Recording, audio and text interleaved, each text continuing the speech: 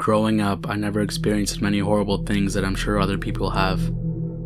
I always felt pretty safe and didn't have much of a reason to be paranoid about anything really. Until one day, that all changed. This memory still haunts me to this day. It may not even sound that bad, but if you ever found yourself in the same position, you would understand. I live in a pretty quiet suburb, not too far away from Houston. Nothing bad happens for the most part. The worst I can think of is when someone stole a bunch of our residents' golf carts one night and crashed pretty much all of them. So yeah, nothing too crazy. I was 16 years old when this happened. My bedroom was located upstairs and faces the front of the house. I was having trouble sleeping one night. I remember it was really hot, and even when I pushed the blanket to the side, I was still sweating. I checked the time and it was about 4 a.m. I decided to go back to sleep. I was laying there with my eyes closed when I swear I saw something.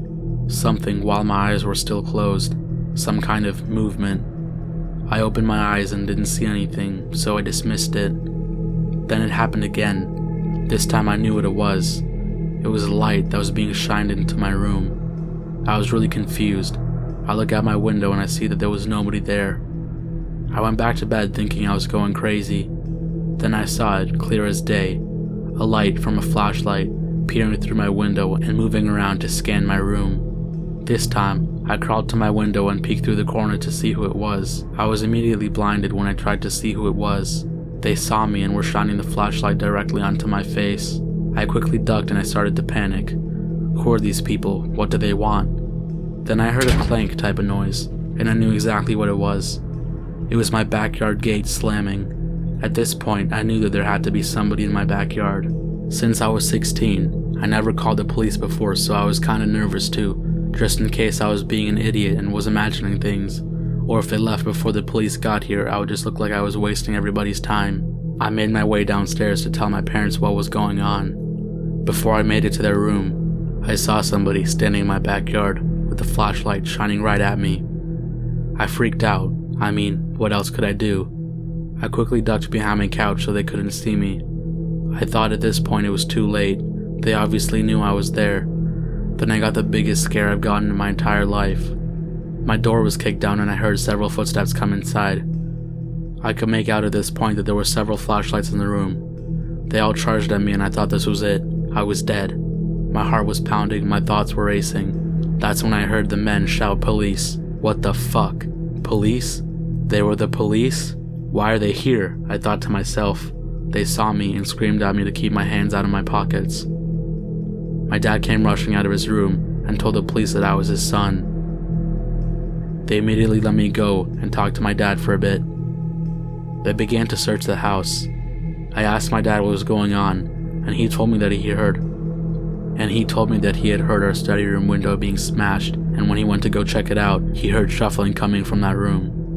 He called the police and requested that they don't turn their sirens on as to not scare away the person breaking in so that they could be arrested.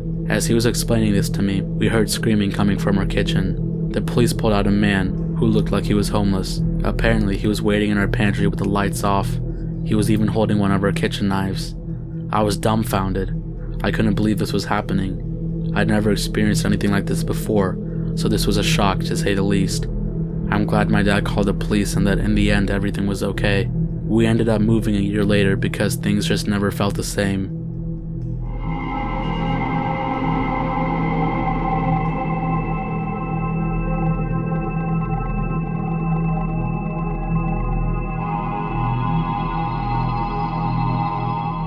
I moved out when I was around 20.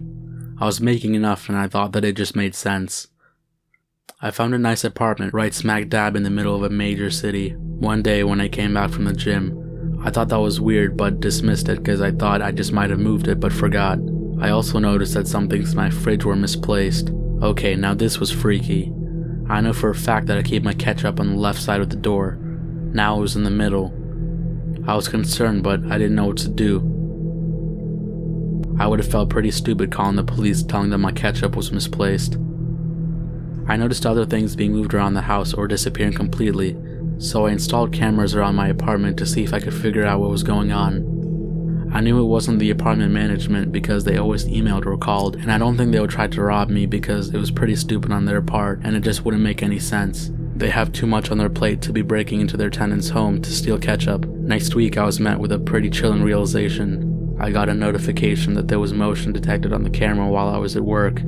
I went to the app to check it out, but for some reason the camera wouldn't connect.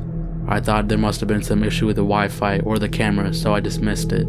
About an hour later, I went back to the app to see if I could find out what the motion was.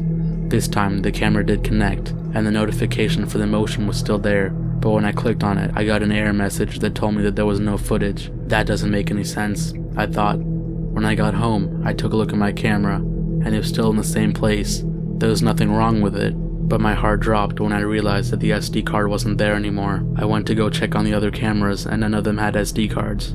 I had 3 cameras, and they were all tampered with. I inspected every single room, and no dice. There was nothing out of place. Everything else was the same. I could barely sleep that night, jerking awake to every sound. Then the worst possible thing happened. My closet door began creaking open slowly. I looked over and completely froze. I didn't see any faces or any body or anything. It was too dark and it was all just black, but I knew somebody was there. An intense dread filled my body. I felt like my days lived on this planet was coming to an end. Then something came over me. This confidence. It wasn't really confidence, but for whatever reason, I grabbed my metal water bottle that sat right next to me and I charged at the closet. I opened it and I pulled out whoever was inside. It was a woman with long black hair. She looked like she was in her 50s. I started screaming at her while trying to hold her down because she was trying to escape. That's when she started reaching and pulled out a knife. Thankfully, before she established her grip on it, I was able to yank it out of her hand. Now, I'm ashamed to admit this, but I did try to knock her out with my water bottle and I did get a few good hits in, but then she slipped out of my grip and began to run to the door. She quickly unlocked it and ran away. I called the police and it turns out they were already on the way because my neighbor had called. They came, inspected my apartment, and looked at the apartment security footage. They were able to see her running barefoot out of the apartment building and disappear into the darkness, but they didn't catch her face. They brought me down to the station and collected the details of what happened, along with a basic description of how she looked like. They told me they would look into it, but as of right now, I was free to go because there was nothing else they could do. I decided to move units but stay in the same complex for my own safety. I'd be lying if I said I ever slept soundly after this incident.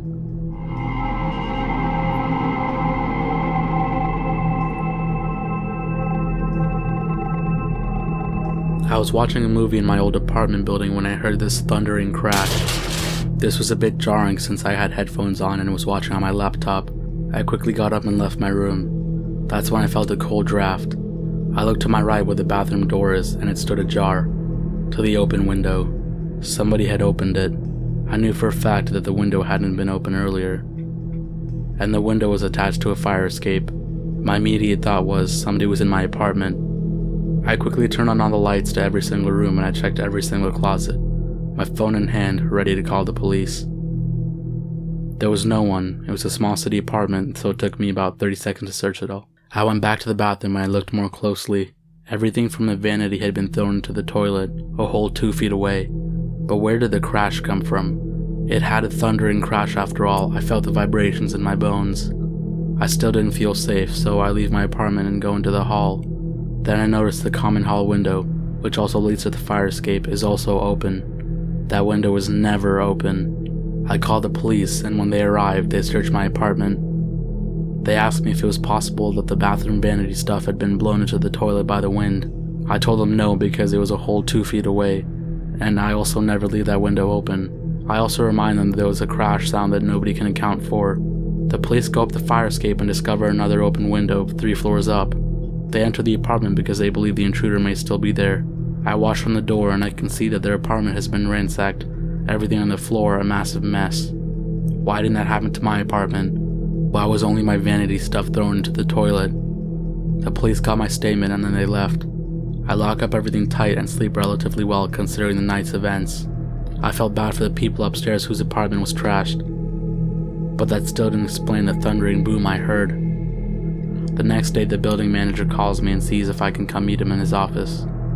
He shows me a video of a hooded man entering the front of the building and asks me if I know him. I told him I didn't. The manager then informs me that this hooded man was the one who had broken into my apartment and the apartment 3 floors above mine. I asked how he knew this, and I wish I didn't ask.